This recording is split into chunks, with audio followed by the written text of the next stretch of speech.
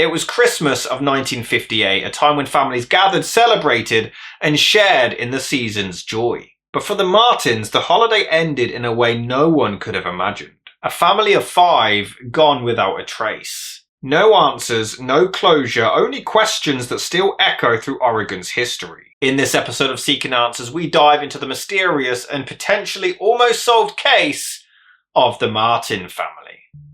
On December the 6th, 1958, Kenneth and Barbara Martin, 54 and 48 years old respectively, attended a local Christmas party in Portland, Oregon before returning home at 1750 Northeast 56th Avenue, planning to spend the following day traveling into the countryside. It was late in the morning when the couple left their home with their 3 daughters, 14-year-old Barbie, 13-year-old Virginia, and 11-year-old Susan. The family left in the 1954 cream and red coloured Ford Country Squire station wagon, but little did they know that they would be leaving over half a century of mystery behind them.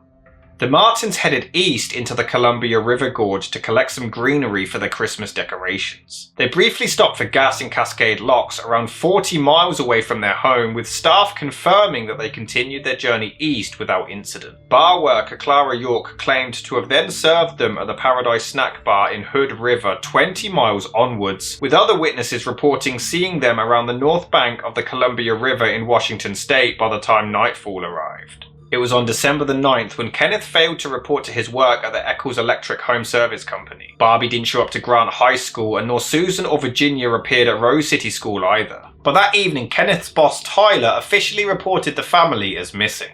At this point, their home was searched at 11 p.m, but there were no signs of foul play. The laundry was left in the washing machine, the dishes from the previous day were left out to dry, and the home seemed completely undisturbed. A decent amount of money remained in the bank accounts and hadn't been touched, and despite searches by the surrounding counties, nothing was found. Over 200 letters and hundreds of phone calls were coming in with possible leads. The family's only remaining member was 28-year-old Donald, a US Navy veteran and graduate at Columbia University, who was just as baffled as the rest of the world.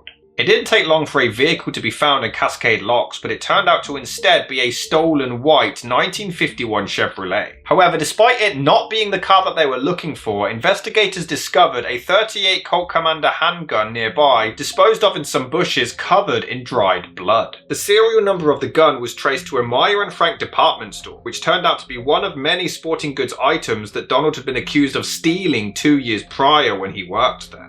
It was on December the 8th when Roy Light and an unnamed man who were both previous convicts were arrested for the theft of the Chevrolet and were both under suspicion of possibly being connected to their disappearance as well. Furthermore, a waiter at the Hood River restaurant claimed to have seen Light and the other man there at the same time as the family that night, and even left with them. As the searches and the leads continued, one witness claimed to have been an orchard owner east of Portland who reported seeing a woman on December the 7th gathering greenery in a canyon where a Native American burial ground was located. And after revisiting the following week, he spotted a flock of buzzards flying in that direction also. But despite numerous searches in the area, nothing was found.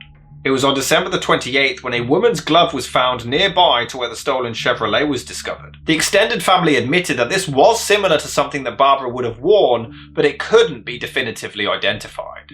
On New Year's Eve, an unidentified man called the police claiming to have seen a vehicle matching the description of the Martin station wagon speeding along the Baldock Freeway, but it was never located. A further witness wrote a letter claiming to have seen a family matching their description in Burlington, Iowa back on Christmas Eve.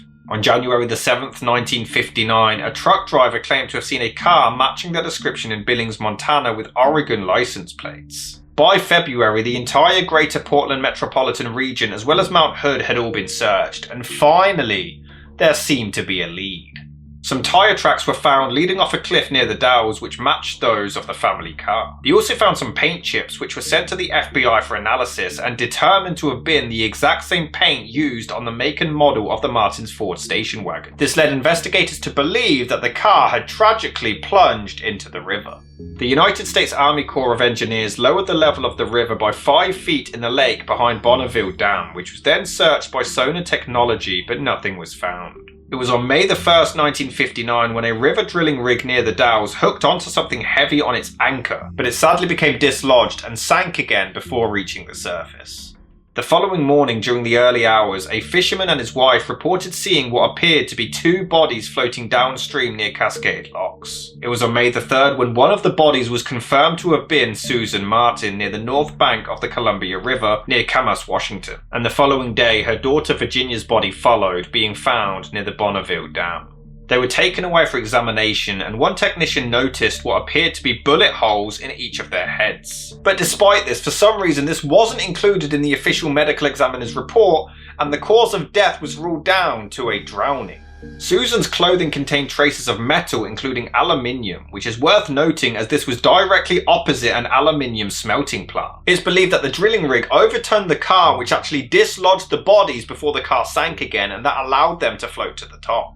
Further searches of the river turned up nothing and was eventually called off, as one diver nearly lost his own life doing so. Despite the evidence found, it was concluded that Kenneth lost control of the car and accidentally plunged into the river, while others were convinced that they were actually forced in at gunpoint. It was in 1961 when a Camas resident reported that they were parked with a companion in Cascade Locks on the night of the disappearance. They claimed to have seen a vehicle proceed under some railroad tracks leading towards the river. Moments later they heard some screaming, but after a brief search they left the area without incident. In December 1966, the final member of the Martin family, Donald, inherited their estate, later moving to Kapolei, Hawaii to become a teacher at James Campbell High School. He passed away in October 2004 at the age of 73, leaving behind 3 children and never finding out what truly happened with his family. The main consensus is that they were intentionally pushed off the cliff, considering the bullet wounds in the tire tracks, as well as the fact that these tire tracks were found at the south side of the river in Oregon, while witnesses saw the family at the north side in Washington. Investigators were convinced that the case would finally be solved once the car was found, and thankfully things began to unravel. In July 1999, journalist Margie Boulay became interested in the case, and she began to organise her own dive to search the river using new sonar, GPS and underwater acoustic technology, but she found nothing. However, at the end of 2024, Archer Mayo dove in to finally discover what was believed to have been the family car, nearly 70 years later. The vehicle was found around 50 feet below the surface, buried beneath a rock, some silt and other debris. At this point, the car was dislodged using a vacuum dredger. On March the 6th, 2025, the search continued to find other portions of the car which were sent for crime lab analysis. On August the 22nd, it was reported that they had found several people's human remains inside the vehicle, as well as a camera cover with Kenneth's name on it. But the investigation is still ongoing. More than 6 decades later, the disappearance of the Martin family remains one of Oregon's darkest mysteries. Were they victims of a tragic accident, or was something more sinister at play? With no conclusive evidence and no definitive answers, the truth may never be known. And although their fate may have been solved, the question still remains: what happened to the Martin family that night? And will we ever stop seeking answers?